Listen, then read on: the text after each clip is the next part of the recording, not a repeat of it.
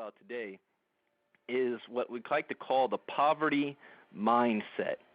And this is something that is all of us are affected by, and at different stages of our careers, we're able to gather up and get ourselves out of it. But the poverty mindset is what we like to call modern-day slavery. It's what is keeping us in position and being slaves without having chains attached to us. Now, there's a difference between being poor and broke, okay? And that difference is simple. If you have a college education, you got a job, you're trying to support your family, you have a mortgage, and through circumstances not in your control, you get laid off or whatever, some decisions happen financially where you got hit, and you lost all your money, and you wake up the next day and you're in debt and you have no money in the bank. You're not poor, you're broke, because broke is a temporary situation that you can always change around by making new decisions. And for somebody in that position, they've already made decisions to make money, so they know how to make new decisions to get that back. You're just broke. And that's not a negative, and it's nothing to look down on yourself as a failure. Every single successful person in the world has failed. The people who are more successful has failed more than the people who are less successful. Donald Trump has gone bankrupt a couple of times, and he's still a billionaire. But poor is a habitual, a generational, and a conditional disease. And I like to teach and I learn by telling stories. And here's a good example. Everybody remembers Katrina. And I was watching the news one day, and I cringe every single time I hear this story. But there was a woman, and this is after the Katrina disaster, and the government was trying to figure out how long they were going to keep subsidies going and the FEMA checks rolling out to people, because it can't be indefinite. And what happened was you have a large section of individuals who were on welfare, not just for themselves, but their parents were on welfare, their grandparents were on welfare. They'd been on welfare since the Great Depression when the New Deal came down. Generational. And what happened when Katrina hit and the FEMA checks were going out, after about a year and a half or so, the government was contemplating stopping sending the checks. And, of course, the news crews went out there to the neighborhoods and wanted to get people's response. And they found one woman, and they asked her, what do you think about the FEMA checks being canceled? And her response was, well, if they cancel my checks, how am I going to pay my bills and my rent? Now, I had to stop and think for a moment. This is all she knows. This is all she's conditioned to know. No thought of maybe I need to relocate, maybe I need to get an education, maybe I need to do something and make new decisions so I don't have to rely on the government to bail me out, because that's all she knew. And understand this, facts and logic have absolutely nothing to do with mindset, okay? It is all emotional, it is all conditional, it's all habitual. And Barbara Bush, and many of you know her, the former First Lady, she went on to Fox News, and she made this statement. She said, the Katrina incident probably is going to be the best thing for those people. Now, she said more to that, but it got edited. But when that came out of her mouth, she was lambasted and criticized, and how thoughtless, how careless, how classless can she be, and insensitive to make such a statement. But I heard all of that, but I read into what she meant and what she was saying. Change forces us to do something different than what we've always been getting. And that statement basically meant when you're forced into a situation where you have to change, you now have an opportunity to break out of those generational, habitual, poor-minded cycle. And the one constant thing in life is change. And you can never improve without change. And change can be positive and change can be negative. But how you react to that change will make all the difference. And when people are forced into change, more positive results happen than negative. The Great Depression, which was considered a negative event on American society, created the most millionaires and billionaires in any other time in history, because people were forced out of their habitual habits of an assembly line type of job or on the farms into learning new ways to bring an income into their household. They were forced. They had no choice. The same thing is taking place today with what they call the greatest recession since the Great Depression. People are forced out of their jobs, out of their comfort zone, out of their security, and they're forced to have to make new decisions and be creative and think of new ways to be successful. So for the individuals who take advantage of that, they will prosper the most. Now, here's one thing that I got from Success Systems for Life. And here's a parable that Fred Fitz wrote. It said, the eagle and the jellyfish are said to be composed of the same kind of cells, but one is spineless and backboneless and without stability. He drifts with the tide. The other soars to the most sublime heights, seemingly effortless, but with great strength and purpose. Which will you be? And when I read that, that really hit home to me because it's something my father said. My father attended business school at USC, and he attended Cal State Dominguez Hills, and he was born and raised in Compton, California during a time of the city which was the poorest division in the city. And out of him and all of his neighbors and friends growing up, he became successful. And what's the difference? They both came from the same environment. They all came from the same upbringing, the neighborhood. They all knew each other. They all went to the same high school, and they all made of the same stuff. But my father made a decision, and he made a decision that said, you know what, I'm not going to be poor. I'm going to be successful. And he acted on those decisions, but he first made a definition of himself. He defined his purpose at a very early age that he was going to be somebody. Most people never do this. They are rolling with the tides. You ask them, what's your purpose in life? I'll raise my kids and, enjoy Monday Night Football. Just pay the bills. Most people do not have a definite purpose in life. So all of you, what you must do, and you must put this down on paper, and you must define it clearly. What is your purpose? What is it that you want to gain out of life? At the end of your life, you're able to look at your resume. What do you want to have down on there that you've accomplished? And you want to have a burning desire to make that happen. And once you do that, because that burning desire is an emotional response, it will separate you from everyone else that is made of the same stuff as you. This is very important. But to really also break out of this generational poverty mindset, and that it's caused by some of it is your environment, your upbringing, but you also must understand that this is something that you're going to have to need to really think long on about what it is that you want out of life, and by doing so, you're able to divine your purpose, and you're also able to really put a plan in place on how to achieve, your goals and your desires. So one thing is here, a poverty mindset.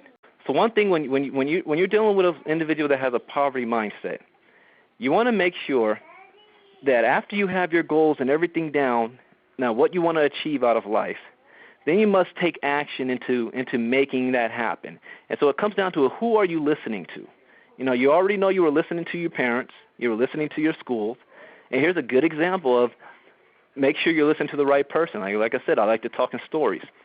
When I was in school at Morehouse College, I had a business professor, and I was a business major, and I wanted to be like my dad. My dad was in business. I wanted to be in business major as well.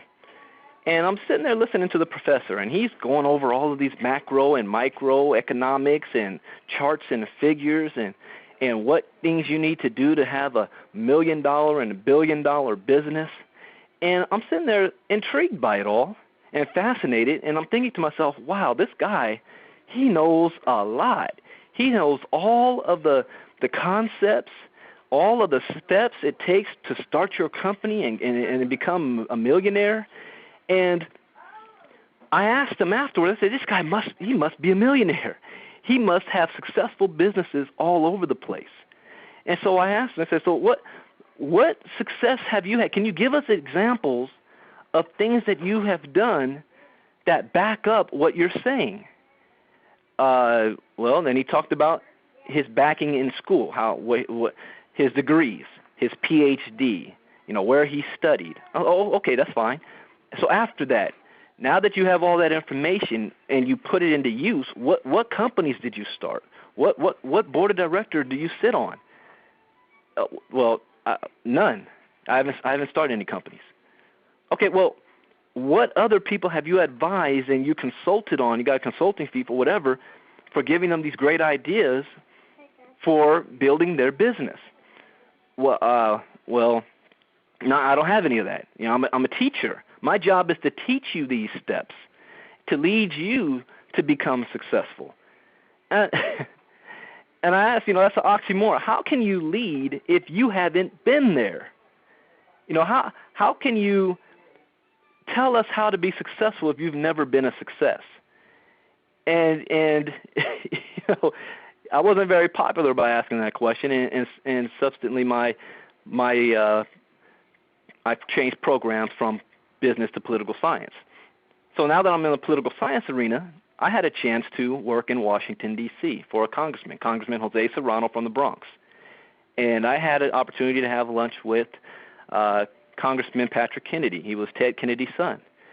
And we were talking, and I was just in awe, the Kennedys, their mystique. Every single Kennedy born is worth $5 million from the birth canal, which puts put into a trust fund that they can't touch till 21 or 25, which by that time is worth 3 times that amount, so that none of the family ever has to come out of the pocket to pass money down. This is just something that they institutionalized, have done, and they've done it for 100 years.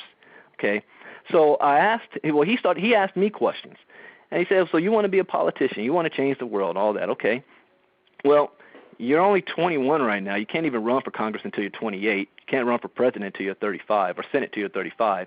So at least you have time to build up your foundation and make some money.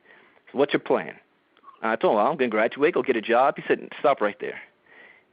That plan will never get you financially wealthy.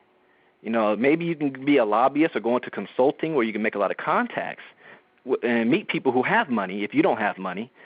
But he said, where are you from? I said, Los Angeles. He said, this is what you want to do. There's millions of people down in Southern California, 13, 14, 15 million people. Find just 50,000 people to give you $1 every single month. He said, now with $50,000 a month, you don't have to worry about a job. And you can spend your time traveling, making contacts, investing in other businesses, investing in other people who may be beneficial for you later on. You get them a favor, they owe you a favor, but you have the resources to do so. He said, but maybe if you found 20,000 and gave you $1 a day, find something like that. Do your own business. And then he went on to talk about something else with another congressman. But I'm sure if you go back to him and ask him about that today, he would never remember that conversation. But I did, and this is before I saw network marketing. And I understood that concept, and it shed light onto, wow, I never heard of anything like that before. He gave me more wisdom in a lunch hour conversation than 4 years of business at Morehouse College about how to be wealthy. I never forget that. And taking that knowledge is what led me into network marketing. But it's the mindset of breaking that poverty cycle. And you have to understand, who are you listening to first and foremost? So if you've made the decision, on another weekend I'm going to go over, there's 4 key things as far as thought process, 4 steps. One is the unconscious unknowing, then the conscious unknowing, then the conscious knowing, and then the unconscious knowing. And most of us are in that first stage of unconscious unknowing. We don't know that we don't know. That's poverty mindset. We have no clue. But once we once we have been enlightened, once we have the door has been opened to a complete another way, now we are conscious that we don't know anything. Now we know we don't know anything.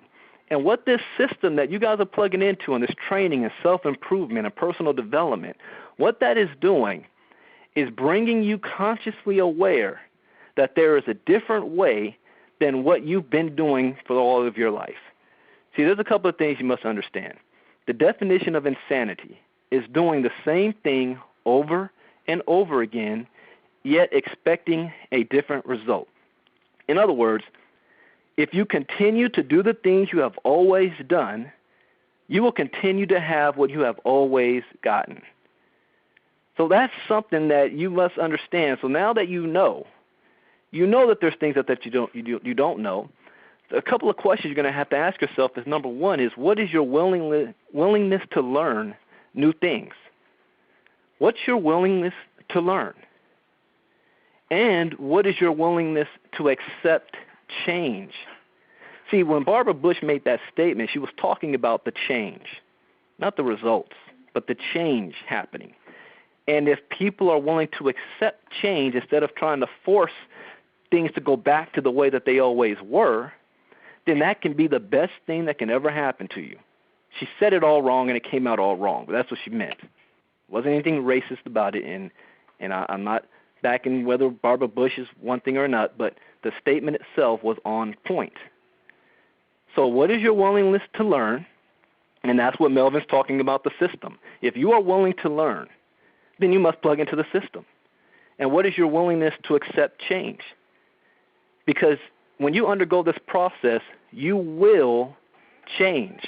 Your environment will change. You will start to attract different people in your life, but it also works in reverse. You will start to eliminate people that are already in your life out of your life. Right now, I guarantee the 5 closest people around you, you all have the same bank account size, you all drive the same type of cars, you all have the same type of lifestyle. The way law of attraction works is you attract to you what you are and what you put out. And if you want something more, if you want something different, then you need to start thinking differently, acting differently, and when you do so, you start to attract things into your life that are what you want. And it's like a magnet, and it's also the reverse. You start to eliminate those things that you don't. And most people don't get this. And I see on the internet all the time, people are running their mouths about law of attraction this, law of attraction that, and they really have no clue. Because number one, they're focusing on technique. These are the things that you have to do. When it's more about an emotional feeling, an emotional desire for what you want. It's not all about the how am I going to make it happen, but it's what it is that you want. You have it clearly defined. You think about it all the time. Earl Nightingale, Napoleon Hill both made statements about you. What you think about, you become most of the time, or thoughts are things. But you don't have to understand the law of attraction because all of you are already doing it anyway. What you have in your life right now, you attract it to you. It also works negatively. If you're thinking bad things all the time, then bad things are always going to come to you. If you have a poverty mindset, you are already unconscious that you think about bad things all the time. You don't even realize that you're doing it, and you're very good at doing it, and you will attract those things in your life. So number one, you got to be open. You now know that you don't know anything. So you have to be open to realize change is coming my way. Will I accept it? Will I soar like the eagles? Or will I just float around the pond and go with the flow of whatever happens to me? The best thing I like to do when you see change coming is make that change happen yourself. Make the change. There is no course that's already been done in front of us. We are creating it. Everything you see is all of us creating this. And we already know what our goal is and what we want to happen. We're going to have 100,000 people in this company. That's our goal. Now we are making it happen. But if we don't state that goal, we may end up with 2,000. You know, you're moving about aimlessly. But to go back to the poverty mindset, to overcome this as well, because now you know, and you may think to yourself, I don't have a poverty mindset. Well, are you wealthy? No, you have a poverty mindset. And like I said, it's not negative against you. It's just where you are right now. And how to change that is also you need to be studious readers. You must read, read, read. There's a reason, you go back to before the Civil War, why reading was banned. Slaves were not allowed to read because reading gave them ideas. Reading helped them to realize there's more than what they already are and what they have. Now that reading is not illegal, people don't read. Most adults, and after they get out of school, never pick up a book outside of a magazine article or the next Martha Stewart type book, anything like that, but they don't read. We always suggest more books to read, and you always want to read constantly. You don't have to sit down and read for 3 or 4 hours, 30 minutes a day. Pick up something and read it. Listen to tapes. Listen to audio tapes. You know, I just got a brand new Evo, and it's got 8 gigabytes of memory. And I just downloaded that sucker with about 7 gigabytes of memory and 1 gigabyte of music. So people, you know, when they see me walking around with the headphones in my ear, they think I'm listening to music, and I'm not. I'm listening to audio tapes. I'm listening to motivational speakers. I'm listening to ways of learning ideas on how to better myself. And what happens is, you know, Melvin said I'm a master at the self-attraction. I'm not a master. I'm learning. I'm always wanting to learn more, but it's easier to attract people that's like-minded to you, and it's starting to come easier. It's not easy, but it's easier. Not as hard as it was when I first got started, and it's getting easier every single week because every single week you're growing and you're learning more. I just reread Think and Grow Rich last week, and the time I read it before that was probably 4 or 5 years ago, and the time before that, 4 years before that. And each time I read it, I got something more out of it, and I also realized there's still a whole lot missing to Think and Grow Rich, which is why the experts are talking about Law of Success in 16 Lessons, which is Napoleon Hill's first work, which was banned. The wealthy people banned it because he told all the secrets, and they didn't want that stuff out. Think and Grow Rich is a watered-down version. But if you're just starting out, you can't go to master level without taking the beginning steps. But I encourage you to read both of those books, Think and Grow Rich by Napoleon Hill, and also Law of Success in 16 Lessons. Now, the language, remember, these books were written 80 years ago. And so some of the things that they talk about, some people today may not be able to really equate to or relate to. But for those of you, if you're African American, Dennis Kimbrough wrote a book that's called Think and Grow Rich, A Black Choice. He wrote that one, I think it was the late 80s and 90s. Go and get that book. It's also an excellent book. Get How to Win Friends and Influence People by Dale Carnegie. Because you are in this relationship business, you are going to be attracting people to you. So here's a way to learn how to be a better person yourself, to not to go out there and find people, but you will be attracting people. So you want people to start coming up to you. Hey, what is it? What are you doing? How can I be a part of that? You know, I want to learn more about it. As I recruit, I never talk about my business. I always ask people questions about what it is that they want out of life. And that way I'm able to rate where they are on that poverty scale, if they're big thinkers or not. So these are the things that you want to be able to do to better yourself first. You cannot recruit other people who have a poor mindset and a poverty mindset until you eliminate yours. It's just not going to work. So I hope that this was great information for you guys to really go on. And I'm looking at my notes here, and there's a whole day's worth of stuff to go over. And I just wanted to give you just a simple, basic breakdown, and I'm going to end with this. You're out there recruiting, and you're going to be dealing with people who may even come off as successful. but they're listening to the wrong people, and they still have a poverty mindset. The facts and logic don't matter. You can show somebody, and let's just say, for example, there's another person that's in another company, and they're all excited about their company, and they're hyped up on it, and they think it's the greatest thing on the planet. And then you show them some facts to contradict what they're saying, that, hey, your company really isn't paying out that much money. If you look at our compensation plan here, you will see that nothing can touch it. No, there's no competition. They can read this and still come back to you and say, it doesn't meet my criteria. It's amazing.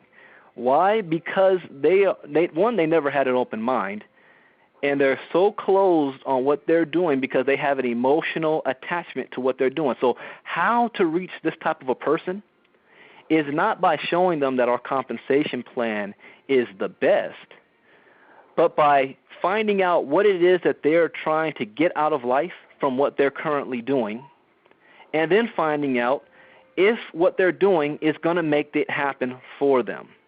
Let them discover the flaws in it. Now, this is one thing that I'm practicing every time I'm talking to people. I haven't mastered it yet, but I'm practicing because I know if they are so emotionally tied to their operation, nothing I can tell them is going to sway them. So what I need them to do is see the fallacies of what they're doing.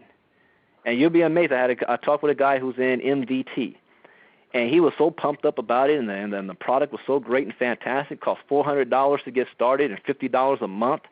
And I asked him, okay, how much money will I make with 100 people on my team in that? Well, there's like 5 ways to get paid, 9 ways to get paid. Okay. How much money would I make if I brought in 100 people who paid $400? Let me get you on the line with my upline, and he can tell you. Well, you know what? He's not available, but my upline has 900 people. Okay, if he has 900 people on his team, how much money residually is he making? That's a good question. I don't know. I said, well, don't you think if you're invested all this money and this time into this operation, you would at least know how much money you would make if you met certain goals? He said, yeah, that makes sense. I said, so don't you find it kind of odd that you don't know and that you may even be afraid to ask your upline how much money they are actually making? Isn't that a little bit odd to you? Yeah, I said, that doesn't really make business sense, does it? No, it doesn't. You ask questions you already know the answer to. And then I come back saying, well, that's an operation that I can't even – if you don't know what's going on, even if you put me on the upline, I know he's going to say the same thing. Then I know what I'm doing here. I know 100 people on my team is $10,000 a month. I know, so it wouldn't make sense for me to really look at what you're doing. Now, I told him about what I'm doing indirectly, and that's what I'm practicing and really getting good at. But these are skills that you learn on how to combat the poverty mindset of individuals. And it is not about logic or logic or facts, because when the mind is right, facts don't matter. It doesn't matter. The people who successful people done things that people already said were impossible to do. Why? Because they were too stupid to know it was impossible. They didn't care. It doesn't matter what the facts say. I'm going to do it anyway because I believe I can do it.